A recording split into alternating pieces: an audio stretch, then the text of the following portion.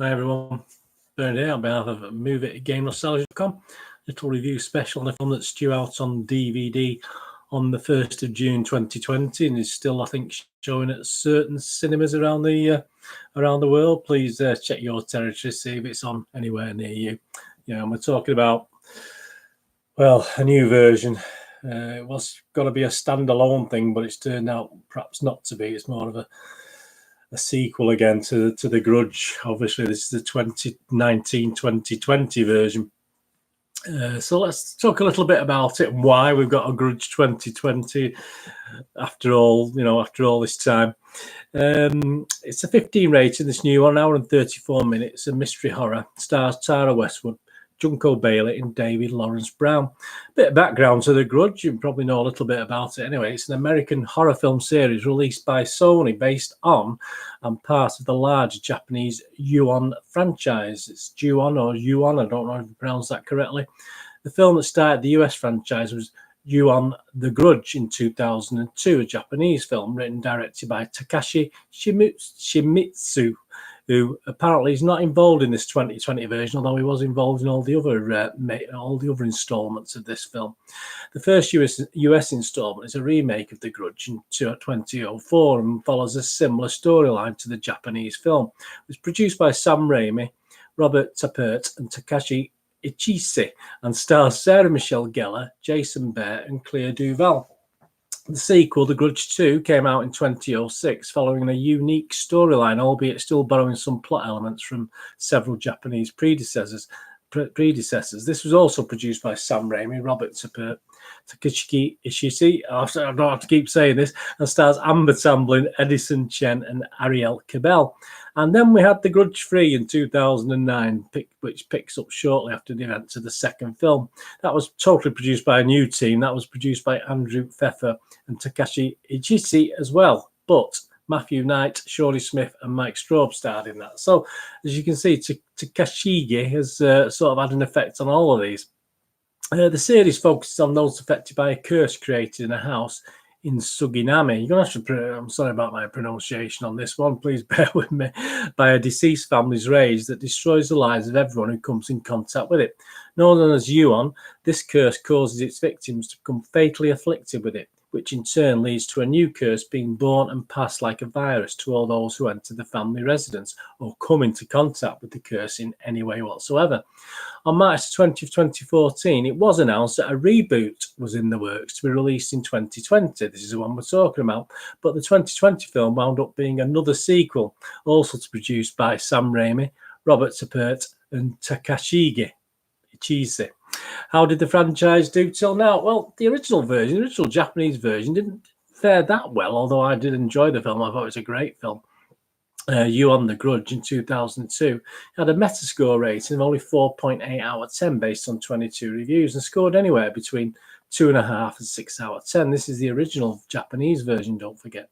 LA Weekly's Ron Stringer gave it 3 out of 10 and wrote, occasionally scary, never coherent. Film Threat's Eric Campos gave it 6 out of 10, a bit kinder. That was one of the highest scores. Basically, what you have in Ju-On is a collection of effectively scary sights and sounds. Sound effects play a huge part in rolling that chill down your spine, and that's about it. The users, Joe Public, 6.7 out of 10, so it wasn't too good, but it wasn't too bad a score, was it, from the Joe Public who went to watch it? But obviously it was enough, though, to launch a franchise in the US, and so we got The Grudge in 2004 with a 10 million budget, not over the top, but did get 187 million back at the box office, so it did really well. The critics-wise didn't go down that great. I mean, Rotten Tomatoes only gave it a 39% rating based on 160 critics, and also that amounted to a 5.1 out of 10 overall score, which wasn't great. The site's critics consensus reads, there's some creepy imagery to be found, but not much in the way of logic or truly jarring scares. Metacritic, the Metascore rating, again, not much better, at a weighted average of 4.9 out of 10 based on 32 reviews, and scored anywhere between 3 and 7 out of 10. Variety's Scott Founder scored it 3 out of 10 and went on to say, viewers of this Sam Raimi-produced sub-Amityville Scarefest are likely to hold the real Grudge. See what he did there. The Hollywood Reporter gave it 7 out of 10, so they quite liked it. Slightly less frightening than the original, but it's still a scary psycho horror that effectively replicates its bleak and crisp shock. So yeah, I must admit, I did enjoy the US version of The Grudge at the time. Internet Movie Database user rating 5.9 out of 10. So again, just under the watchable rating. But I think the box office sort of kicked us onto a Grudge 2, didn't it? And that did, so we got the Grudge 2 in 2006, which cost $20 million, so it doubled the budget and only got 71 million back. So still a profit, so still okay. But it had an overall approval rating on Rotten Tomatoes of just 11%. That's 11% based on 76 reviews.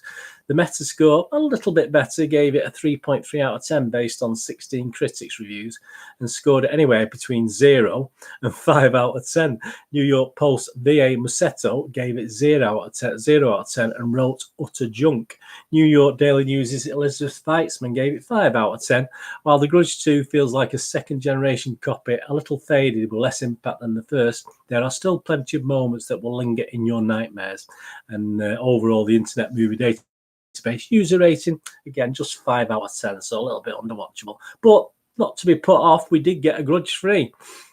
Well, obviously, number 2 still made some money, didn't it? And this came out in 2009. Just had a very small budget, 5 million budget. But look at this, it only got 1.8 million back. So obviously, the box office was dreadful. Oh dear. Critical reaction to The Grudge 3 was generally very mixed and very negative.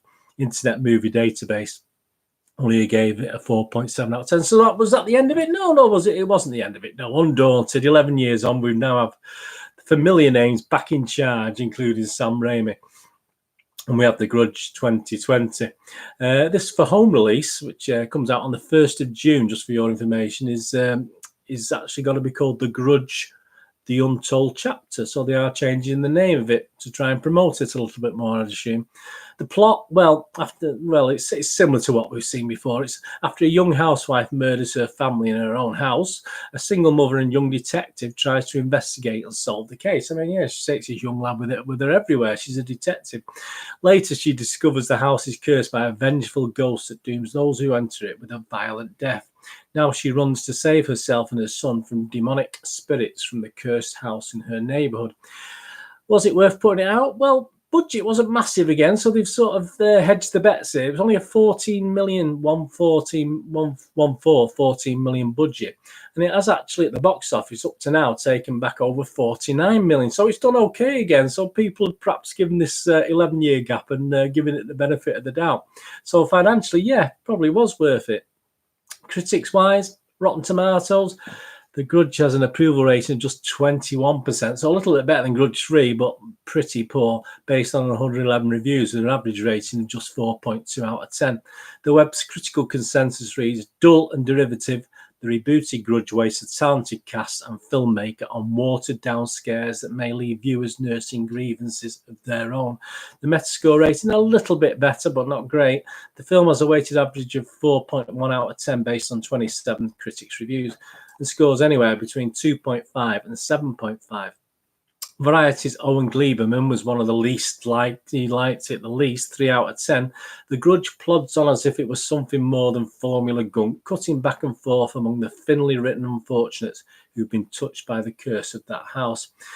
Well, Roger Ebert, who's usually not always kind to films, RogerEbert.com's Nick Allen gave it 7.5 out of 10, so he quite liked it on behalf of RogerEbert.com. And he went on to say, can you recommend a horror movie based on its impressive meanness? Meet Nicholas Pesky's new and improved take on The Grudge, which is often as nasty as you want it to be. It's cheesy jump scares and generic packaging be damned. So that was an interesting score, wasn't it? But he does sort of buck the trend. The Internet Movie Database, the user rating, Joe Public, you and me, I've only given it a 4.1 out of 10 rating. My little review for MovieGameNostalgia.com, I'll just quote for that. I do ask the question why, and yes, it's made an okay profit, then that's probably an answer to why they've done this. If you've seen any originals, then this really adds nothing to what's already out there. Yes, I watched in the hope that something different may have been added, and yes, the formulaic jump scares and things in the background did affect goosebumps from me at times, and obviously the little sound effects obviously had the same sort of effect on me. But really, as a viewer, there's not one piece, sadly, of originality in this updated version.